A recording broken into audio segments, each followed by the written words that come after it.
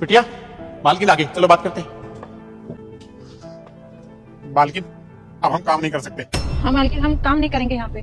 मालकिन, आप ना हमारी टिकट करा दो गाँव की, हम ना गाँव जाएंगे। हाँ, काम नहीं कर सकते? क्या हो गया?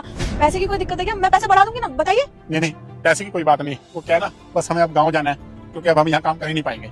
वो मालकिन, क्या है ना, हमको ना अपनी माई की याद आ रही है और कई सालों से हम अपने घर भी नहीं गए, तो बस माई से मिलना है। अब यहाँ काम नहीं कर सकते। माई की याद आ रही है? आप दोनों कुछ छुपा रहे हो मेरे से, ये तो सच नहीं है। क्योंकि अभी पिछले साल भी तो आपकी मम्मी बोल रही थी आपसे मिलने के लिए, लेकिन आप लोगों ने बोला बहुत काम है। और अगर ऐसी कोई प्रॉब्लम है तो उनको यहीं बुला लीजिए ना। आपको तो पता है मैं सब कुछ आपके भरोसे छोड़ के जाती हूँ, और अभी भी एक इंपॉर्टेंट मीटिंग में जाना है मुझे। ये सब मैं किसके भरोसे छोड़ूंगी अगर आप लोग चले जाओगे तो? मालकिन, हम जानते हैं आप हमें ना अपने पापा की तरफ रखती हो, लेकिन क्या है ना, जब हमारी इज्जत ही नहीं रहेगी तो हम यहाँ काम कैसे करेंगे? इज्जत नहीं है? अंकल जी कैसी बात कर रहे हो? मैं तो आपकी इतनी रिस्पेक्ट करती हूँ, आपको अपने पापा जैसा मानती हूँ, इसको अपनी छोटी बहन मानती हूँ। क्या हो गया है आप लोगों को? वो मैडम, क्या है ना, छोटे साहब जब से आए ना, उन्होंने हमारी बिटिया के साथ ना बदतमीजी की। छोटे साहब भाई ने क्या किया उसने? मालकिन, बाबूजी बिल्कुल सही कह रहे हैं। छोटे मालिक जब से शहर से पढ़कर आए ना, हमसे बदतमीजी से बात करते हैं और बहुत ही गंदी निगाहों से देखते हैं, छूते हैं। मालकिन, आज सुबह तो हद ही हो गई। क्या कर रही हो अकेले अकेले?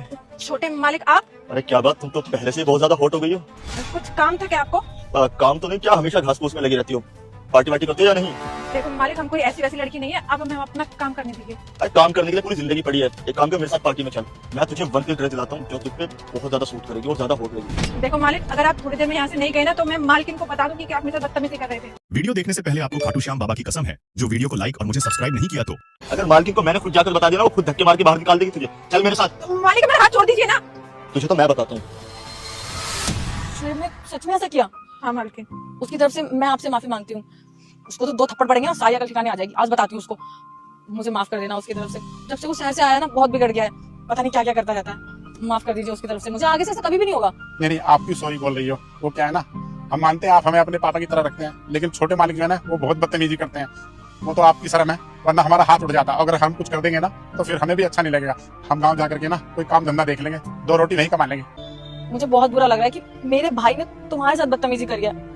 अंकल जी को मैं अपने पापा की तरह मानती हूँ। पापा के जाने के बाद सारा काम अंकल जी ने संभाला है। मेरे पीठ पीछे सब कुछ देखते रहते हैं, मुझे तो ये सारा काम आता भी नहीं है। और छोटे वो ये सब कर रहा है। मैं तुमसे माफी मांगती हूँ, आज के बाद ऐसा कभी भी नहीं होगा।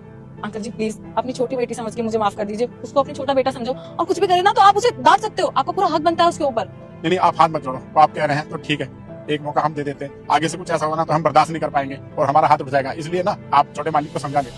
हाँ, आगे से ऐसा कुछ नहीं होगा। और पैसे की कोई जरूरत हो या कोई भी प्रॉब्लम हो ना, आप लोग मुझे बता सकते हैं। नहीं नहीं, पैसे की कोई बात नहीं है।